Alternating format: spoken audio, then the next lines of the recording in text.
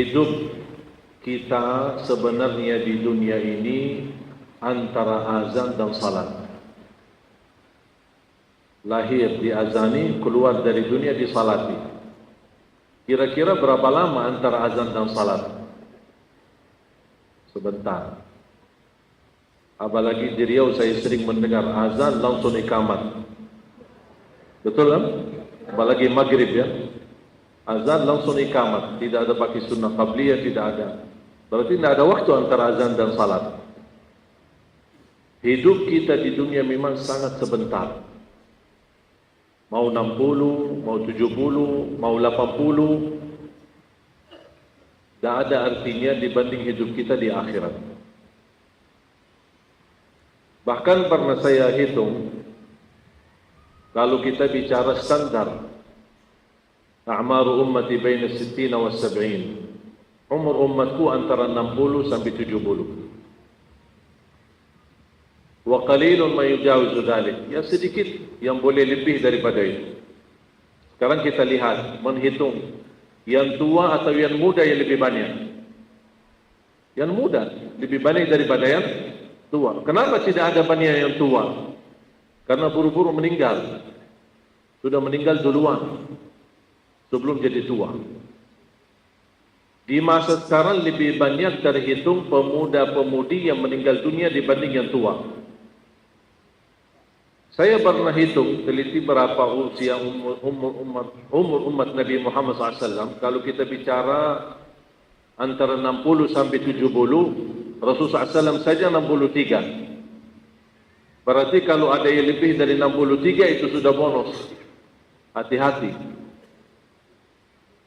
Coba mari kita sama-sama hitung 60. Kita standar 60. Dari sejak kita lahir sampai balik, belum taklif, berapa tahun? Ayo hitung, berapa tahun? Dari lahir sampai balik.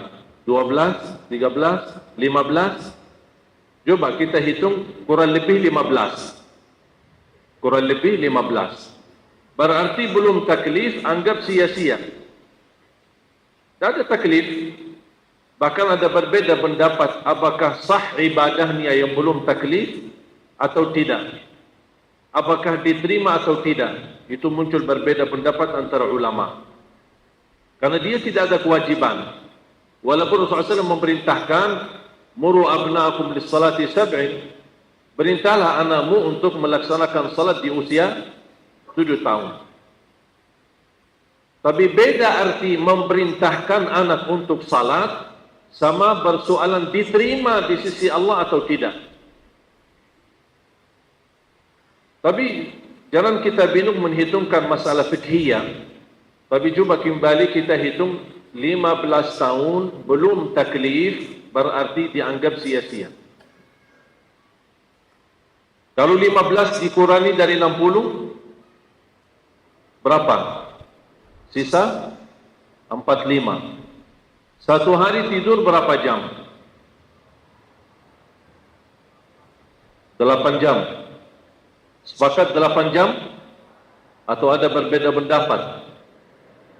Soalnya di Indonesia sekarang muncul perbedaan itu. Dalam segala hal jadikan perbedaan. 8 jam, kalau kita bicara standar, tidur 8 jam. Kira-kira dalam satu hari dibagi berapa? Kalau satu hari 24 jam, berarti sepertiga sehari kerjaannya apa? Tidur. Kalau sepertiga sehari tidur, kira-kira sepertiga 60 berapa? 20. Mohon maaf, yang usia 60, dia 20 tahun kerjaannya tidur. 20 tahun. Berarti terbuang dari umur kita. 15 tambah 20, 35. Yang tersisa 25. Bekerja, mencari nafkah, mencari rizki, bekerja dunia, usaha. Kalau kita bicara standar 8 jam. Berarti selama 60 tahun, 20 tahun hanya kerjaannya cari dunia. Dan masih miskin. Cari dunia 20 tahun masih pusing, masih stres, masih banyak orang galau, belum merasa kecukupan. 20 tahun hanya mencari dunia, berarti habis usia kita. Berapa yang tersisa? Berapa? 5. Mohon maaf Bapak Ibu, selama 60 tahun ini, di luar apa yang saya sudah hitung, belum saya bicara salat, belum saya bicara ibadah. Beda soal niat. Ada orang berkata, saya saat mencari rezeki nawaitu ibadah. Itu beda urusan. Yang saya bicara umum.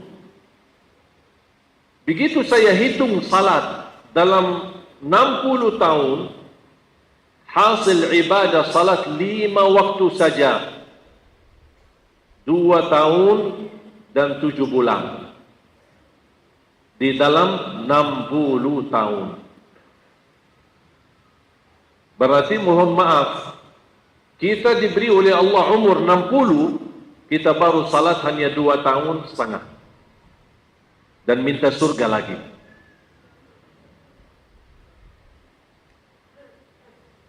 Kira-kira bagi orang yang tidak salat sama sekali, apa yang kita mau hitung? Apa yang mau dihitung kalau dia tidak salat sama sekali? Ulama'ul Maghrib, ulama Maroko, pernah mereka membuat ada pertemuan ulama di Maroko, membahas persoalan-persoalan fikih supaya bisa menetapkan fatwa-fatwa yang berlaku di waktu itu. Di antara yang dibahas masalah salat. Apa kata ulama? Ketika dibahas menyanggung masalah bagaimana hukum orang Muslim tidak salat. Kata ulama Maroko, hadhihi mas'alatun jadaliyah, faradiyah. Karena tidak masuk akal ada orang Muslim tidak salat. Makanya ulama Maroko tidak berani memberi jawaban dan fatwa karena itu hal tidak bisa jadi. Mustahil, tidak masuk akal. Ada orang Muslim tidak salat. Sekarang pertanyaannya, masuk akal enggak orang Muslim tidak salat? Banyak enggak?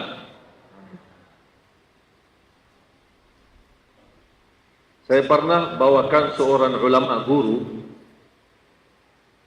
Beliau menjaga makam Rasulullah SAW. Sudah hampir 79 tahun dia mengurusi dan menjaga makam Rasulullah. Apalagi kalau ada tamu negara, dia yang memegang kunci, dia yang buka, kemudian masuk. Pernah saya undang ke Indonesia, kemudian ada pertanyaan dari jamaah. Bagaimana hukum orang yang tidak Muslim tapi tidak salat? Sampaikan pertanyaan itu. Beliau langsung menangis dan langsung berkata sama saya, memang ada orang Muslim tidak salat? Ada orang Muslim tidak salat? Sampai dia nangis, tidak bisa terbayang.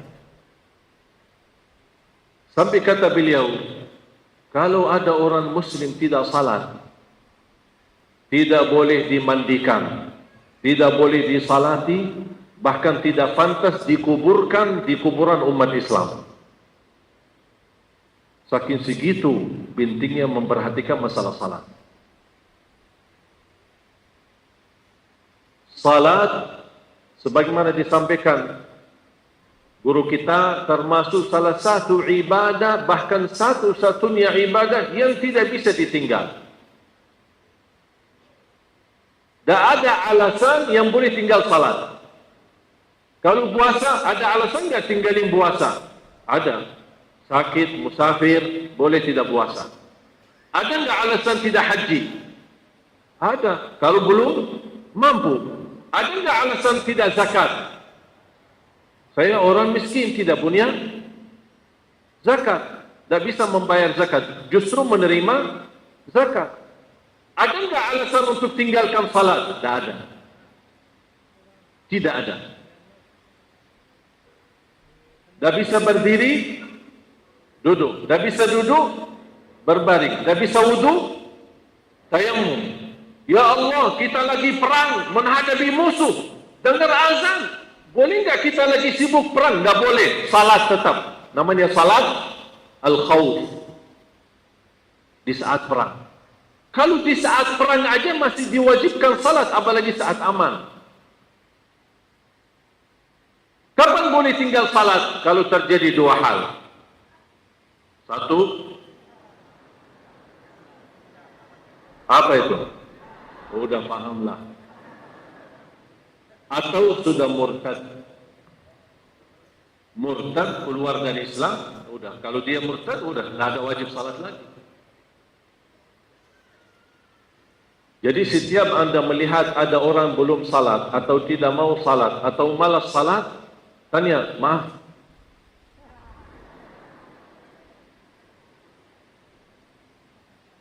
Kalau dia bilang, enggak, ya apa ini, saya enggak, ini sehat-sehat aja. Oh sehat, oh jangan-jangan murtad ya. Tapi hati-hati, jangan menghukum orang tertentu ketika tidak salat langsung dikatakan kamu murtad, tak boleh. Hati-hati, jangan kita saling mengkafirkan.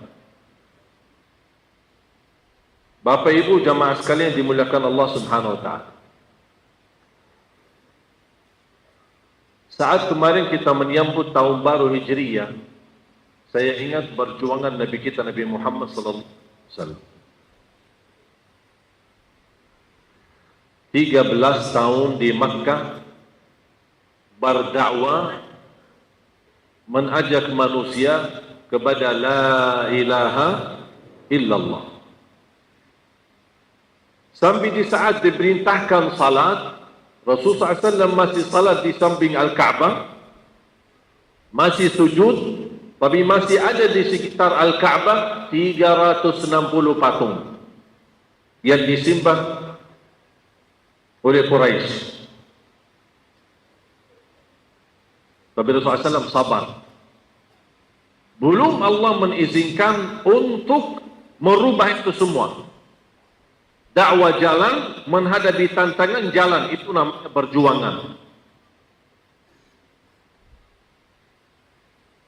Salah satu yang masuk Islam Bilal radhiyallahu anhu, yang kita tahu ceritanya. Masih budak di bawah Umayyah bin Khalaf. Disiksa. Dan siksanya luar biasa. Yang bukan manusia yang normal bisa bertahan. Hanya Umayyah ingin Bilal berkata jelek atau berkata buruk terhadap Islam atau terhadap Nabi Muhammad SAW. Dibawakan Bilal di padang pasir, di musim panas, di siang hari, bahkan dibawakan batu yang amat besar, yang susah diangkat oleh satu orang, butuh 4 orang sampai 5 orang, dan ditaruh di atas dadahnya. Supaya dia mengingkari kalimat la ilaha illallah. Dia hanya menjawab ahadun ahad, ahadun ahad. Ketika diselamatkan, para sahabat bertanya sama Bilal, apa kelebihan Bilal di saat disiksa begitu kuat bisa tahan? Apa jawab beliau? Khalattu halawatal iman bimararatil azab, faghalabat halawatul imani ala mararatil azab. Saya mencampurkan manisnya iman dengan pahitnya siksa, ternyata manisnya iman jauh lebih tinggi dan lebih besar. Makanya siksa itu tidak dirasakan. Keluarga Ammar bin Yasir, Rasulullah SAW mampiri dan melihat keadaan mereka disiksa. Sampai mereka berdarah, dicambuk, bermacam-macam. Dan Rasulullah SAW tidak melebihi dalam kata, sabran ala Yasir, fa inna maw'idakumul jannah. Bersabarlah keluarga Yasir, insyaAllah balasannya surga Allah Subhanahu wa ta'ala. Sampai ibunya Ammar bin Yasir, Sumayyah radhiyallahu anha, dibunuh bahkan ditusuk dengan pisau yang amat dan terisi dengan racun di rahimnya. Di rahimnya ditusuk sampai mati. Dan dianggap Sumayyah radhiyallahu anha awwalu syahidatin fil Islam. Wanita yang pertama syahid bagi wanita di dalam Islam itu namanya Sumayyah, ibunya Ammar ibnu Yasir radhiyallahu anhu. Tapi Rasulullah SAW sabar menghadapi begitu tantangannya luar biasa. Dakwah menghadapi kesusahan, bermusuhan. Jangankan para sahabatnya Rasul, Rasul sendiri sampai ketika sujud di depan Al-Ka'bah dibuang kotoran unta di atas kepalanya Rasul SAW. Sampai datang Siti Fatimah mengangkat kotoran itu.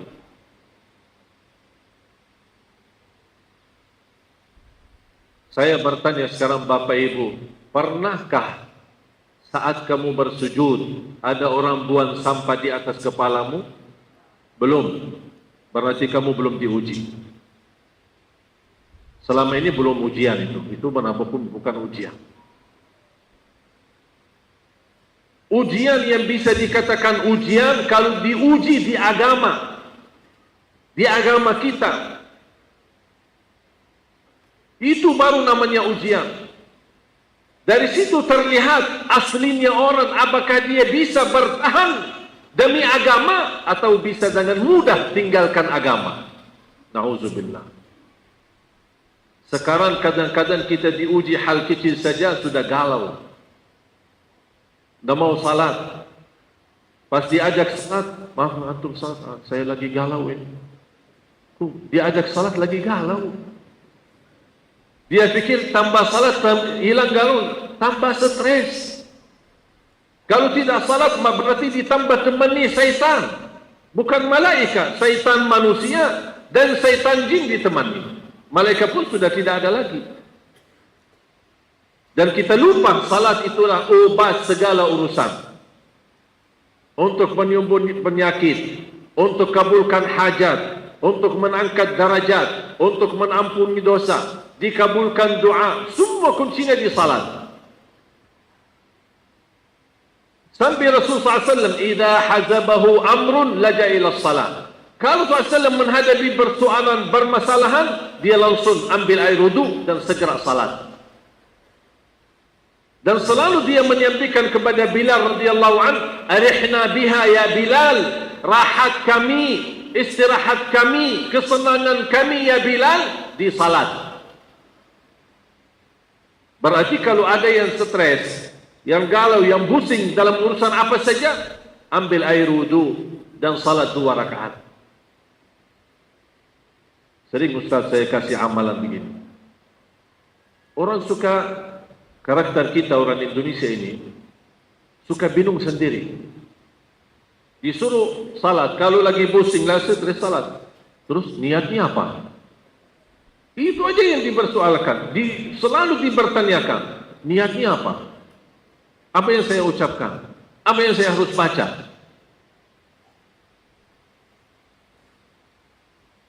Jamaah sekalian, mengamalkan Islam itu sebenarnya sederhana. Bukan intinya apa yang kita ucapkan, tapi intinya apa yang di hati. Allah saja Maha tahu. Jadi jangan orang suka bingung-bingung, bertanya-tanya, kadang-kadang pertanyaan yang mohon maaf menambah kita, membuat kita banyak was-was, atau mempertanyakan hal-hal yang tidak ada kaitan tanggung jawab di hari kiamat. Sekarang seperti persoalan yang lagi diributkan, apakah orang tua Rasulullah SAW masuk surga atau masuk neraka? Ya urusan kamu apa? Urusan kamu apa? Allah tidak bakal bertanya. Bahkan munkar nakir pun tidak akan bertanya masalah itu. Makanya disebut oleh ulama al-ilmu al-fadul, ilmu tambahan-tambahan yang tidak ada artinya, tidak ada gunanya. Seperti orang bertanya, baca suratul Kahfi yang hanya cari tafsirnya, anjing yang Allah sebutkan dalam suratul Kahfi, warnanya apa? Itu anjing dari mana? Ditinggalkan semua cerita di suratul Kahfi yang ditanyakan masalah anjing. Atau ada orang kemarin, kalau kita posisi makmum, kita bertiga, imam di depan, kita di belakang. Dia tanya posisi saya sebagai makmum, saya di mana berdiri? Saya jawab di Instagram, saya jawab di belakang. Dia tanya lagi, maaf, di belakang di mana? Di kanan atau di kiri? Saya menjawab di belakang, di depan. Dia tambah bingung kan? Langsung, gimana belakang depan? Maksudnya? Tak pakai maksud saya jawab. Aku udah jawab yang jelas, aku bertanya-bertanya. Jadi jangan bagi was-was. Sudah jelas, memahami, ikut. Prinsip yang disebut kata dosa, wal ismu ma haka fi nafsika wa karihta an yattali alaihi nas. Dosa itu dijawab oleh Rasulullah SAW. Segala sesuatu yang membuat jengkel di hati, rasanya tidak enak, dan membuat malu rasanya kalau orang lain tahu, berarti hal itu tidak baik. Tinggalkan. Ada dua. Perasaannya tidak enak, jangan cari fatwa. Jangan cari ustaz sana sini. Udah, rasanya tidak enak, tinggalkan, diamkan. Udah, tidak usah tanya lagi. Yang kedua, kalau kita lakukan membuat saya malu tidak di hadapan orang. Kalau mempermalukan di hadapan orang, berarti hal itu tidak baik. Tinggalkan. Dan tidak usah tanya lagi. Dan itulah yang dijawab oleh Rasulullah SAW. Al-ithmu ma haka fi nafsika wa karihta an yattali'a alaihi nas. Dosa itu yang jengkel di hati, yang membuat perasaan tidak enak. Yang kedua, membuat kita seandainya kita lakukan, membuat kita rasa malu di hadapan orang. Bapak Ibu jamaah sekalian yang dimuliakan Allah Subhanahu wa taala. Rasulullah SAW 13 tahun bertahankan kondisi dan keadaan di Makkah. Sambil melihat kondisi keadaan, jangankan sahabat pun diancam, Rasul sendiri mendapatkan ancaman yang berbahaya. Jangankan dari orang Arab atau dari Quraisy, tapi dari pamannya sendiri Abu Lahab. Tapi Rasulullah SAW sabar, tidak membalas dan tidak menjawab. Allahumma hdi qaumi fa innahum la ya'lamun. Memohon kepada Allah, ya Allah berikan hidayah kepada kaumku. Sampai Allah Subhanahu wa taala hantarkan kepada Rasulullah SAW keluarga dari Al-Aus dan Khazraj yang mereka datang dari Madinah setiap haji. Bahkan beredar setiap haji, itu zaman haji, walaupun mereka kufar Quraisy, kafir, tidak terima Islam, tapi ibadah haji dilaksanakan dengan cara mereka. Bahkan Quraisy bangga karena menjadi berkhidmat, melayani jamaah haji. Mereka bangga walaupun mereka kafir. Beredarkan berita Abu Jahal bersama tim, dia punya tim sosial media, Abu Jahal. Diberedarkan berita isu fitnah, jangan ada jamaah haji yang bertemu namanya Muhammad. Hati-hati.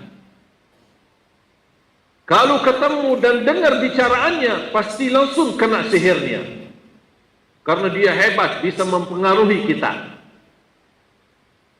Semua jemaah yang datang dari At-Taif, dari negara manapun, dari kota manapun masuk ke Makkah, disampaikan isu fitnah itu. Itu namanya mereka menginginkan membadamkan cahaya Islam dengan mulut mereka. Isu fitnah. Yuriduna liyutfi'u nurallahi biafwahihim wallahu mutimmu nurihi walau karihat kafirun. Di satu qiraah, wallahu mutimmun nurahu walau karihal kafirun. Mereka berupaya memadamkan cahaya Islam dengan mulut mereka, dengan upaya mereka, tapi Allah menjanjikan akan sempurnakan cahaya Islam di muka bumi, walaupun mereka orang kafir membencinya. Saya pahami dari ayat ini, Allah tidak menunggu pertolongan kita untuk agamanya. Allah tidak mengharapkan bantuan kita untuk agamanya. Kita tolong agama Allah, tidak tolong agama Allah, tetap Islam ini bakal sempurna. Tapi kita yang mendapatkan kemuliaan di sisi Allah kalau nama kita terlibat dalam berjuangkan Islam. Jadi ketika kita memperjuangkan Islam, jangan ada di antara kita yang merasa aku sudah bisa tolong Islam, aku bisa membantu Islam. Jangan bahasa itu, karena Allah tidak menunggu kita menolong Islamnya. Tapi kita yang akan mendapatkan kemuliaan. In tansurullaha yansurkum. Kalau kalian menolong Allah, pasti akan Allah menolong kalian. Padahal Allah tidak butuh pertolongan kita. Allah hantarkan kepada Rasulullah SAW pemuda dari kota Madinah. Ketika mereka masuk di musim haji, berkeinginan Rasul dan berdialog sama Rasul, mereka ternyata menerima Islam dan mereka bayat yang disebut bayatul aqabatil ula. Tapi jumlah masih sedikit. Disampaikan oleh Rasul, bagaimana? Bisa enggak penduduk Madinah ada lagi yang lebih banyak? Mereka datang di tahun berikutnya di waktu haji, bertemu Rasulullah SAW dengan jumlah yang lebih besar, disebut bayatul aqabatil tsaniyah, bayat yang kedua oleh orang Madinah bersama Rasulullah SAW. Sampai Sa'd bin Mu'adz radhiyallahu anhu, salah satu pimpinan Al-Ansar di Madinah, dia sampaikan kepada Rasul, mohon maaf ya Rasulullah, kami sudah terima Islam dan bersedia membaiat, kurbankan jiwa kami, tumpahkan darah kami, kurbankan istri kami, anak kami, rumah kami, karena kita menerima Islam berarti akan menjadi bermusuhan dengan Quraisy. Mohon maaf ya Rasulullah, kami sudah memberikan ini semua, apa yang kami dapat? Apa yang kami dapat? Beliau ingin tahu, jangan-jangan sia-sia perjuangan itu. Langsung SAW, aku bisa menjanjikan kepada kalian surga Allah. Hanya satu kalimat, surga Allah. Langsung Sa'd bin Mu'adz menunjukkan tangannya, aku baiat ya Rasulullah, dan aku terima. Begitu mereka percaya apa yang disampaikan oleh Rasulullah SAW. Tidak berbagai fikir-fikir. Makanya ketika Bapak Ibu berkesempatan beramal saleh, jangan tunda-tunda kesempatan itu, karena bisa jadi tidak terulang lagi. Jangan ada orang bagi berhitung-hitungan. Ketika diajak bersedekah, gimana ya? Saya pikir dulu ya. Mau hitung-hitung dulu ya. Coba lihat sikap Al-Ansar. Tanpa memfikirkan, tanpa tawar-menawar, begitu Rasul berkata, Allah balas bagi kalian surga, langsung mereka berbaiat kepada Rasulullah SAW. Faham tak baiat itu apa? Baiat itu berarti mereka sudah melepaskan segalanya untuk Rasul, menurbankan hak jiwanya, nyawanya, keluarganya untuk Rasul. Karena mereka melihat kondisi Makkah, bagaimana kufar Quraisy memusuhi Rasul bersama sahabat, apalagi kota Madinah. Makanya dengan dua kali baiat, melihat kota Madinah sudah menjadi kota yang bisa menerima Islam, baru Allah mengizinkan Nabi Muhammad sallallahu alaihi wasallam untuk berhijrah. Karena 13 tahun di Makkah, maka sudah tidak bisa menerima dakwah lagi. Harus berhijrah. Tapi ada hal yang menjadi segera keputusan untuk berhijrah, ada satu peristiwa. Kira-kira apa? Ada satu peristiwa yang menjadi sebab peristiwa itu adalah keputusan cepat Allah izinkan Nabi Muhammad untuk berhijrah. Kira-kira apa yang terjadi sebelum keputusan Nabi Muhammad untuk berhijrah? Ada yang bisa jawab? Yang bisa jawab angkat tangan. Tidak ada yang bisa jawab. Tidak tahu sirah Nabi Muhammad.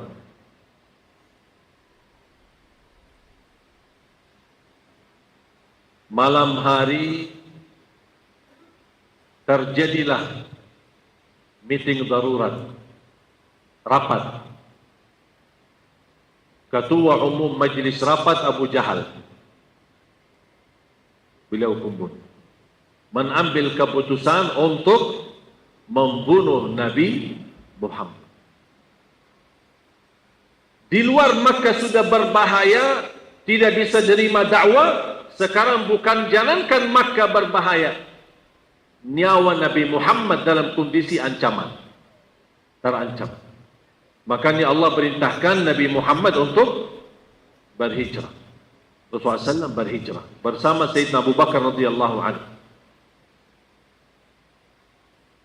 Bapak Ibu, begitu saya mempelajari, tak pernah bisa merasakan nikmatnya membaca sebuah buku selain Al-Quran sebagaimana merasa kenikmatan ketika membaca sirah Nabi Muhammad SAW. Dan sayang sekali kita di zaman sekarang, banyak umat Islam tidak kenal baik dan lebih dalam sirah Nabi Muhammad SAW. Padahal Nabi Muhammad adalah bukan sebaik-baik Nabi, bahkan termulia di antara seluruh manusia. Sallallahu alaihi wasallam. Bapak Ibu jamaah sekalian dimuliakan Allah Subhanahu wa taala. Salah satu yang membutuhkan perjuangan dan menjaga perjuangan adalah menguatkan tali hubungan kita sama Allah. Mohon maaf, kita punya banyak persoalan dengan hubungan kita sama Allah. Saya kasih contoh. Doa ada 3 macam. Doa ada 3 macam. Yang pertama, at-talab, memohon, meminta. Yang kedua, al-isti'adzah, memohon perlindungan dari keburukan, dari syaitan, dari jin, dari hawa nafsu. Yang ketiga, munajat. Munajat. Kalau talab, meminta sesuatu, itu sudah maklum. Sudah faham kan? Minta, ya Allah ampuni, ya Allah murahkan rezeki, ya Allah berikan sehat, ya Allah berikan panjang umur, istiqamah Islami. Itu namanya talab. Doa meminta. Isti'adzah adalah perlindung kepada Allah SWT dari keburukan, dari kejahatan. Seperti misal, a'udzu bikalimatillahi tammat min syarri ma khalaq. Dan doa-doa yang maknanya dan isinya memohon perlindungan dari keburukan. Yang ketiga, bermunajat.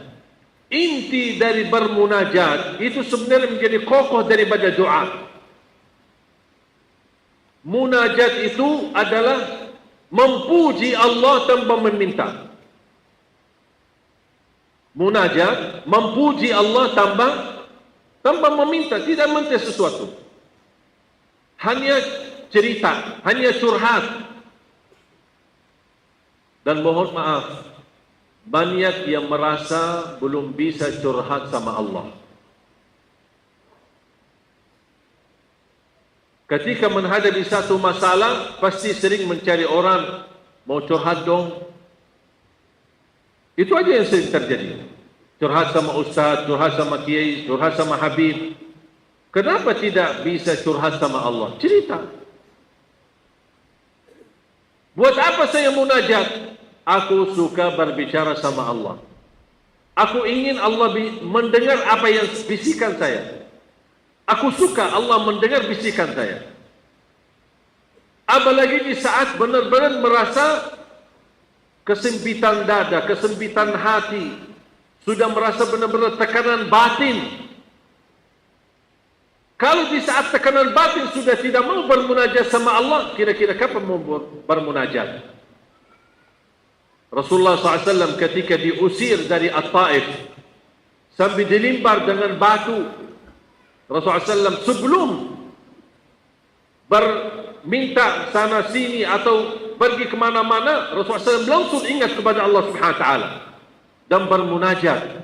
Allahumma inni ashku ilaika dha'fa quwwati وقيلة حيلتي وهواني على الناس أنت ربي ورب المستضعفين وأنت أرحم الراحمين إلى من تكلني إلى قريب يتجهمني أم إلى عدو ملكته أمري إن لم يكن بك علي غضب فلا أبالي غير أن رحمتك أوسع لي وأعظم عندي أعوذ بنور وجهك الذي أشرقت له السماوات والأرض من أن يحل بي غضبك أو ينزل علي سخطك لك العتبى حتى ترضى ولا حول ولا قوة إلا بك.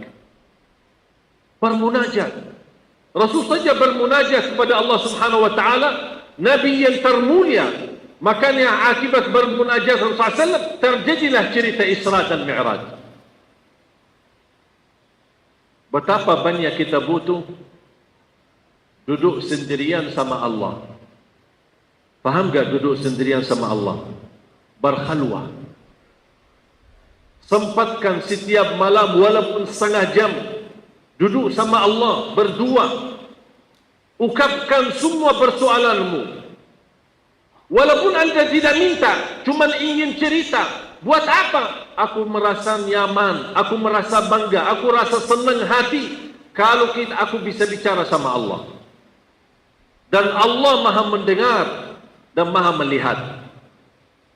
Dan coba subhanallah, setiap bahasan doa selalu innaka sami'ud doa. Allah Maha mendengar bisikan-bisikan doa kita. Bapak Ibu jamaah sekalian dimuliakan Allah Subhanahu Wa Taala. Saya akhiri satu pesan. Kita umat Islam di Indonesia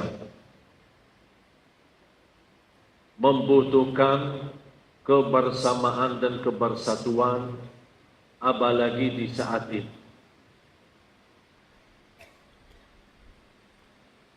Dan Allah melarang kita, wala tanaza'u fatafshalu wa tadhhab rihukum. Jangan berpecah belah, jangan bermusuhan, karena ini akan menghilangkan kekuatan kalian. Kalau kehilangan kekuatan kita, sudah kita tidak dianggap. Kita sudah tidak bisa didengar suara kita. Zaman ini, umat Islam di mana-mana diinjak, di mana-mana dihina. Dan sebab semua ujian dan tantangan yang kita hadapi sebagai umat Islam, itu sebabnya dosa maksiat kita. Wa ma asabakum min musibatin fabima kasabat aydikum wa ya'fu an katsir. Dosa kita yang membuat keburukan dalam kehidupan kita. Betapa banyak kita menyakiti orang tua. Berapa banyak kita tinggalkan salat subuh dan ketiduran. Berapa banyak kita jauh dari Al-Quran. Berapa banyak kita jauh dari akhlak. Berhari-hari tidak lewat tanpa dosa maksiat.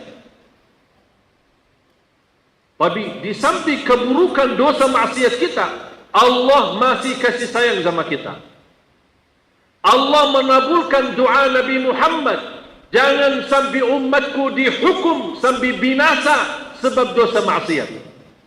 Rasul sudah meminta tolong sama Allah. Padahal Bapak Ibu, dosa umat ini lebih parah daripada dosa umat yang terdahulu. Lebih banyak. Tapi mengapa Allah tidak menghukum kita? Karena Allah sudah mengabulkan doa Nabi Muhammad. Allah masih mendahulukan kasih sayang.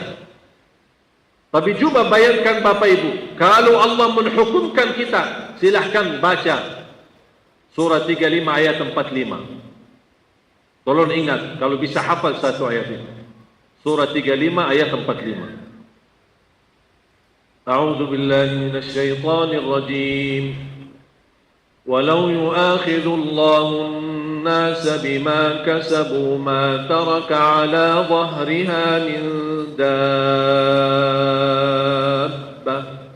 walakin yu'akhiruhum ila ajalin musamma فإذا جاء أجلهم فإن الله كان بعباده بصيرا. Sekiranya Allah menghukumkan manusia atas setiap dosa dan kesalahan, niscaya tidak ada manusia yang mampu hidup di bumi. Tidak ada yang bisa hidup. Karena mohon maaf, siapa di antara kita yang tidak berdosa? Siapa di antara kita yang tidak berdosa? Ma nazala bala'un illa bidham wa ma rufi'a illa bitaubah. Tidak ada bala yang nampak dalam kehidupan kita, yang menembak kita, itu pasti ada dosa. Dan Allah bukan menghukum kita. Bapak Ibu, jangan ada yang merasa ketika menghadapi banyak ujian, mengapa Allah menghukum saya? Kalau Allah menghukum kita, tidak ada makhluk pun yang mampu hidup di bumi. Tapi Allah hanya memberikan peringatan supaya sadar. Kalau bahasa kita, dicupit. Dan cupitan itu ada kasih sayangnya Allah, supaya kita kembali. Dan kita tahu, musibah dan ujian yang kita hadapi tidak akan terangkat kecuali dengan taubat. Oleh karena itu jamaah sekalian, mari kita jaga kebersamaan kita. Dan ingat firman Allah Subhanahu wa taala, ya ayyuhalladzina amanu taqullaha haqqa tuqatih wa la tamutunna illa wa antum muslimun. واعتصموا بحبل الله جميعا ولا تختلفوا. Apa? واعتصموا بحبل الله جميعا ولا تختلفوا. Apa? Kenapa Ustaz? ولا تفرق واعتصموا بحبل الله جميعا ولا tafarraqu. Saya sengaja. Mengapa Allah tidak berfirman wala takhtalifu? Mengapa Allah berfirman wa'tasimu bihablillahi jami'an wala tafarraqu, bukan wala takhtalifu? Karena perbedaan pendapat itu sampai hari kiamat. Mohon maaf, jangan harap ada satu saat semua umat, jangan bicara umat Indonesia saja. Indonesia. Jangan harap satu saat Indonesia satu faham, satu pendapat dan satu jalan. Tidak bisa. Itu tidak bisa. Mengapa tidak bisa? Tantangan dan sunnatullah. Perbedaan itu harus ada. Tapi yang bagaimana kita bisa tanamkan dalam jiwa kita dengan adanya perbedaan pendapat, tapi masih kita bisa bersatu. Masih kita saling menghormati. Masih kita saling menerima perbedaan. Yang Allah larang, jangan gara-gara perbedaan menjadi bermusuhan. Mohon maaf, beda agama Allah saja akui lakum dinukum waliyadin, apalagi beda pemahaman.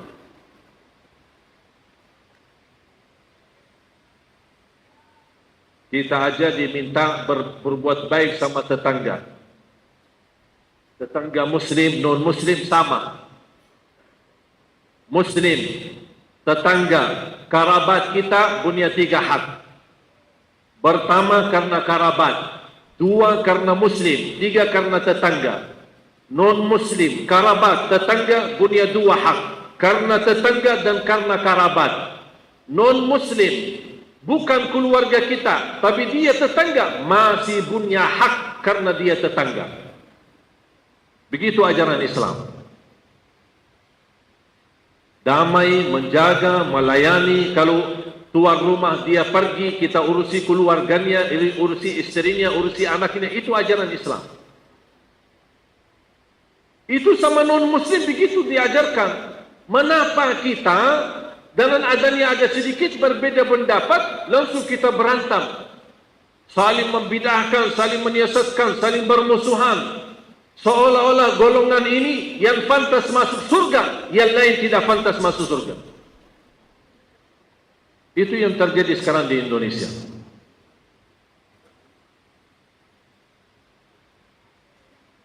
Saya sering menerima pertanyaan. Di mana pertanyaan? Mau lewat WhatsApp, lewat Instagram, insyaAllah jawab. Saya jawab. Apalagi yang terkait dengan kebiasaan di daerah tertentu atau kampung. Saya selalu menjawab pertanyaan di daerah atau kebiasaan di kampung mana saja, silahkan tanya ulama setempat. Jangan kita hanya suka menjawab tanpa kita mengetahui keadaan dan kondisi yang terjadi, supaya tidak menjadi fitnah atau diadu domba dengan jawaban kita. Kemarin ada orang kirim satu rekaman kepada saya, YouTube. Judul tertulis, waspadalah dari pemikiran Syekh Ali Jabir. Saya kaget judul itu. Penasaran, saya buka YouTube-nya dan saya dengar dan saya nyesal. Mengapa saya nyesal mendengar isinya? Karena membuat sedikit jengkel di hati, atau bahasa kita sakit hati. Saya langsung berdoa, ya Allah, kalau apa yang dia sampaikan benar dan saya salah, ampunilah dosa saya. Kalau apa yang dia sampaikan salah dan saya benar, ya Allah ampunilah dia. Sudah selesai. Sampai ada yang kirim, tolong Syekh, balas, buat rekaman. Buat apa? Balas, besok dia balas, kita balas lagi, besok udah habis. Buat apa? Tidak apa-apa, maafkan aja. Dan kalau saya mau jawab secara ilmiah, saya bisa 1 hari jawab, menhujjat dia. Tapi buat apa? Udah, tidak usah banyak-banyak jawab, tidak usah banyak bertanya. Biarkan saja. Selama saya berada di Indonesia, berusaha memberi bagaimana kita bisa bersatu dan bersama-sama. Masuk masjid, saya suka bertanya. Pertama, saya hindari menjadi imam. Saya tidak suka jadi imam. Karena diminta, saya tidak suka. Mengapa? Takut saya jadi imam, ada hal-hal yang tidak terbiasa dilakukan menjadi masalah atau salah difahami. Apa itu aliran itu, Ustaz? Ini dari Madinah pasti Wahabi. Udah, lebih baik tidak usah jadi imam. Kalau terpaksa, saya suka bertanya, jahar bismillah enggak? Kalau jahar, saya bismillah keras. Kalau tidak jahar, ya bismillah. Tetap bismillah, tapi sir, didiamkan. Baki kunut tidak. Kalau baki kunut, saya kunut.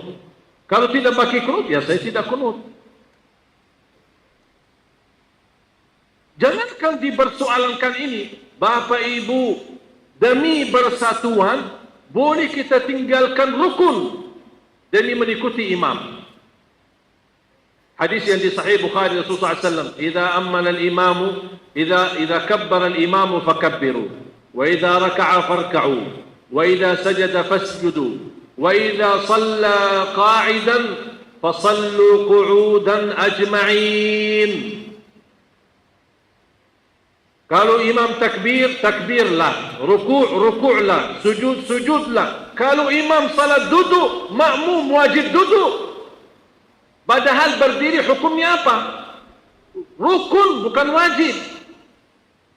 Rukun lebih tinggi daripada wajib. Tapi kenapa Rasul memerintahkan makmum ikut imam? Karena imam kita lagi sakit atau dia tua dan tidak ada imam lain. Dia terpilih jadi imam. Tapi dia salat dalam kondisi duduk. Wajib makmum duduk. Menjaga kebersatuan. Apalagi kalau hal sunnah yang hukumnya sunnah.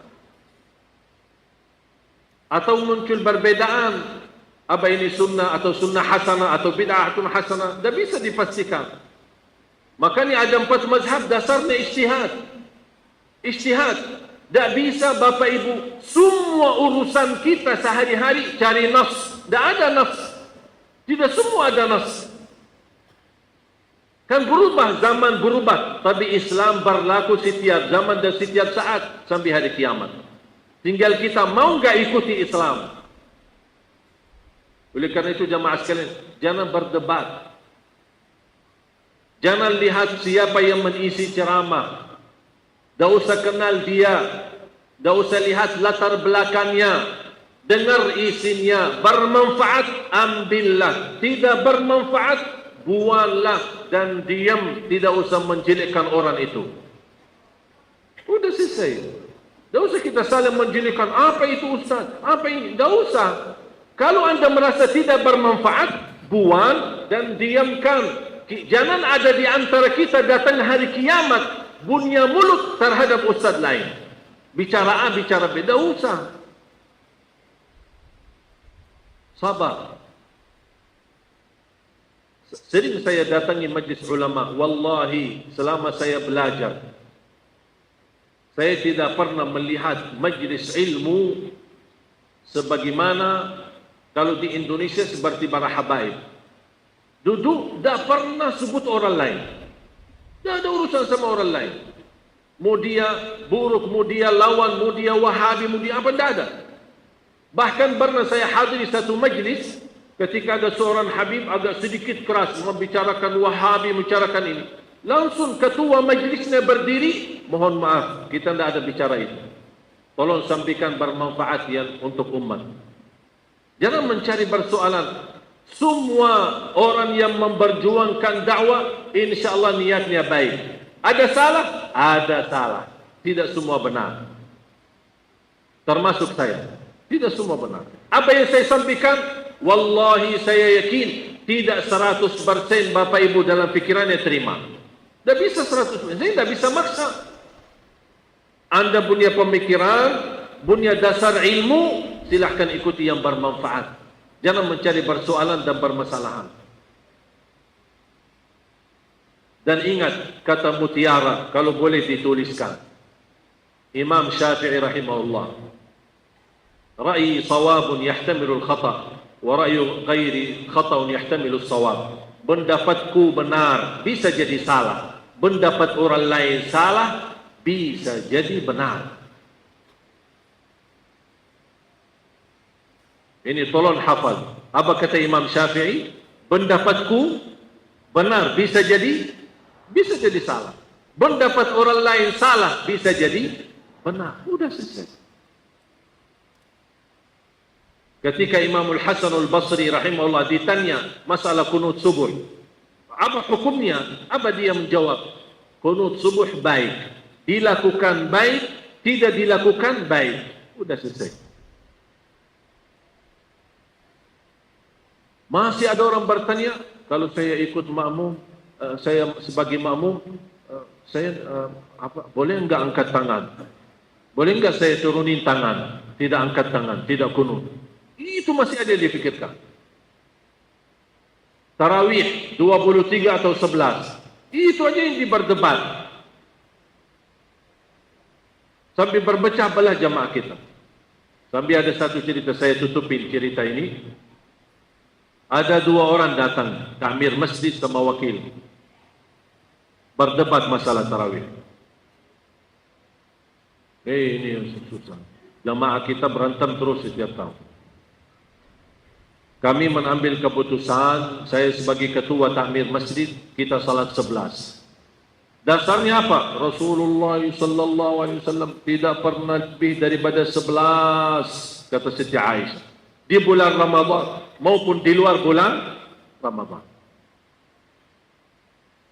Wakilnya masih menetapkan, kami sudah bertahun-tahun biasa 23. Masa Masjidil Haram sesat? Masjidil Haram, Masjid Nabi kan juga 23. Berdebat mereka, datang ke saya, berantem lagi di depan saya. Saya bilang, bapak-bapak berantem, kalau berantem silahkan pulang, saya tidak ada waktu. Kalau mau bertanya silahkan duduk. Ya, tolong bagaimana solusinya? Saya langsung jawab, solusinya silahkan habis Isya, sampaikan kepada jamaah, mohon maaf Bapak Ibu, kita tidak ada tarawih, silahkan tarawih masing-masing di rumah. Udah selesai masalah. Udah selesai masalah. Tidak ada masalah kan? Tidak ada. Dan sudah ijma', sudah diijma' oleh ulama, tidak ada batas jumlah salat malam. Tidak ada batasnya. 2, 4, 8, 10, tidak ada batas, bebas. Bahkan ada satu hadis, salatul laili matna, matna, matna, fa in khashiya ahadukum as-subha falyutir. Rasulullah SAW bersabda, salat malam 2, 2, 2. Tanpa menghitung jumlahnya dan batasnya. Kalau takut masuk waktu subuh, tutup dengan witir. Sudah selesai. Bahkan witir boleh sebelum tidur. Salat malam waktunya habis Isya sampai subuh. Boleh di awal waktu, boleh di tengah waktu, boleh di akhir waktu. Afdal di akhir waktu. Tapi kalau ada orang merasa, aku susah bangun tahajud, boleh enggak saya salat malam sebelum tidur? Ya boleh. Bahkan itu menjadi wasiat Rasulullah SAW kepada Abu Hurairah, Abu Dzar radhiyallahu anhu, wa an utira qabla an anam.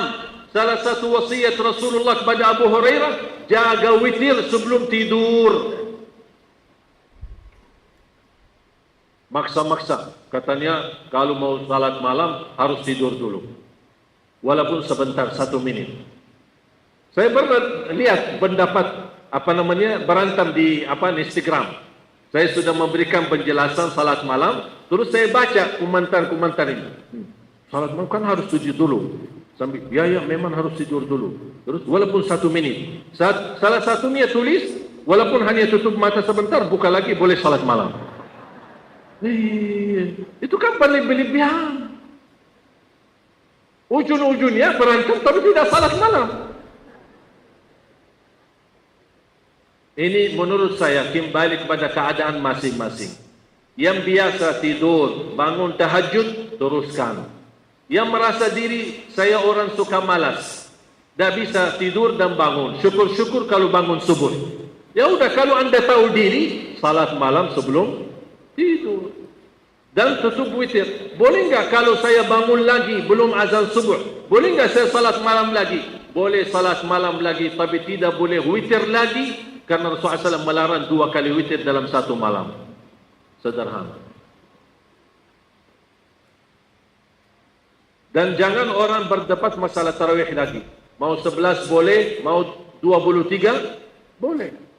Kalau hanya yang dituntut dan dihujjat 11, karena Rasul tidak pernah lebih dari 11, ada satu hadis yang sahih yang diriwayatkan Imam Bukhari, Abdullah bin Abbas radhiyallahu anhu berkata, salat malam Rasulullah SAW 13. Ayo coba, mau terima yang mana?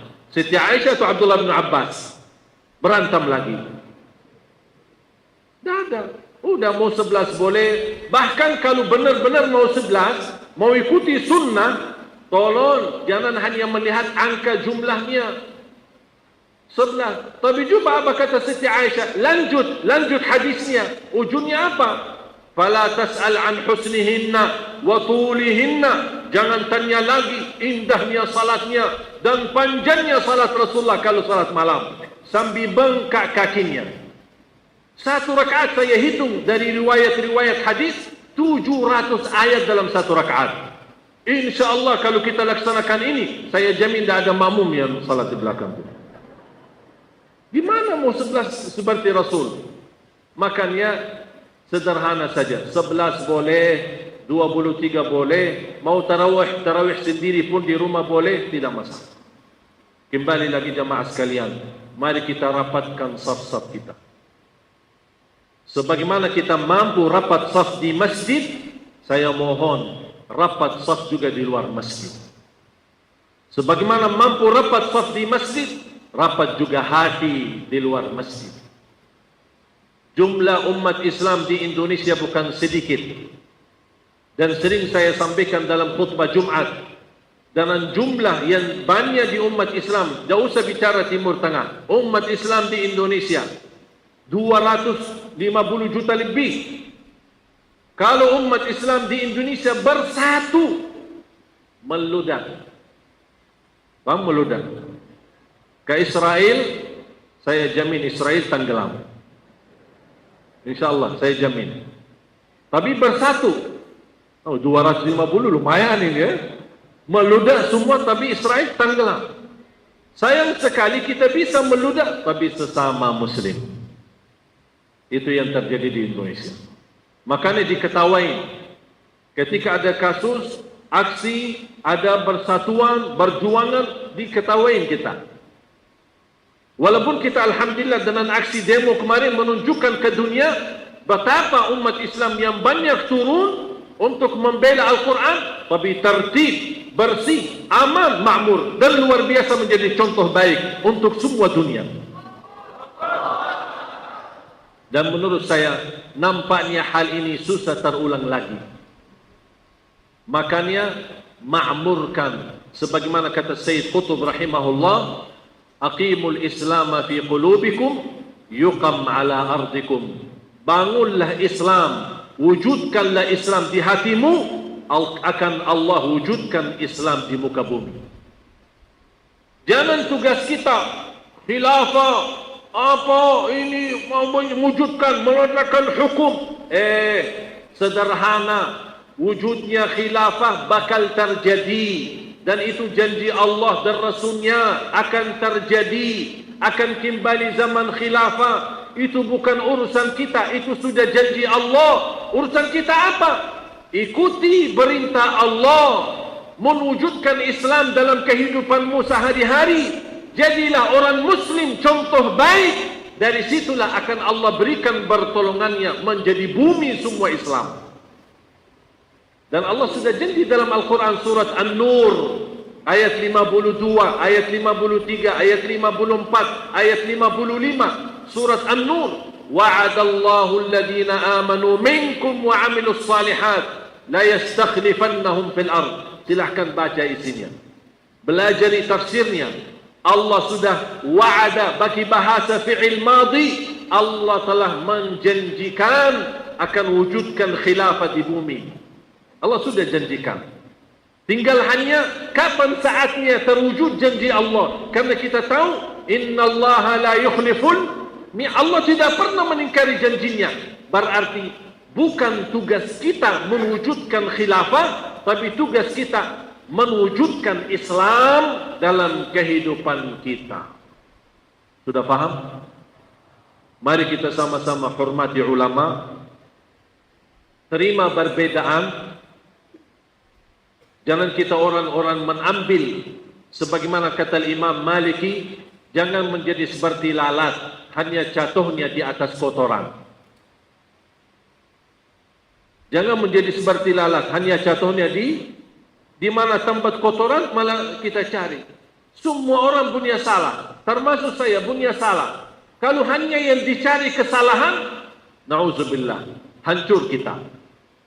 Tapi lihat, ada negatif, ada positif, ada yang baik, ada yang buruk. Dan insya Allah yang baik lebih banyak daripada yang buruk. Mudah-mudahan menjadi sebab Allah ampuni kekurangan kita. Semoga pertemuan malam ini menjadi pertemuan bermanfaat. Belajar, belajar, belajar. Sebagaimana kata beliau, jangan berhenti belajar.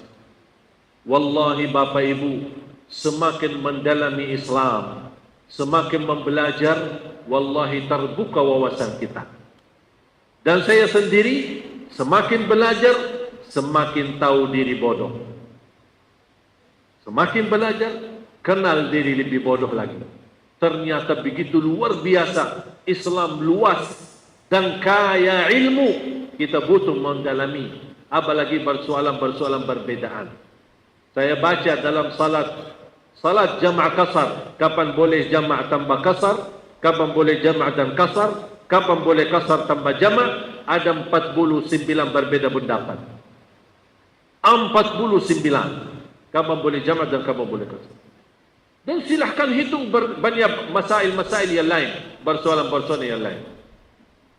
Makanya jamaah sekalian belajar, kalau bisa seperti Abdullah bin Umar radhiyallahu anhu berkata, "Kunna nata'allamu ma'an Nabi sallallahu alaihi wasallam 10 ayatin, fa kunna la natajawazuha hatta na'lama ma fiha min al-'ilmi wal 'amal, fa ta'allamna al-'ilma wal 'amala ma'a."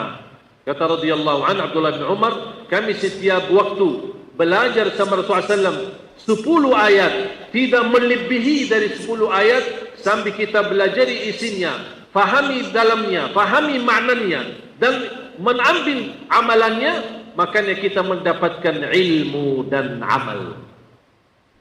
Jangan ilmu tambah amal, jangan amal tambah ilmu, tapi jadilah ilmu dan amal. Begitu anda belajar, amalkan. Amalannya bagaimana? Pasti sesuai kemampuan. La yukallifullahu nafsan illa wus'aha, fattaqullaha mastata'tum. Taqwalah kepada Allah sesuai kemampuannya masing-masing. Wallahu ta'ala alam. Kurang lebihnya mohon maaf. Subhanakallahumma bihamdik, asyhadu an la ilaha illa anta, astaghfiruka wa atubu ilaik.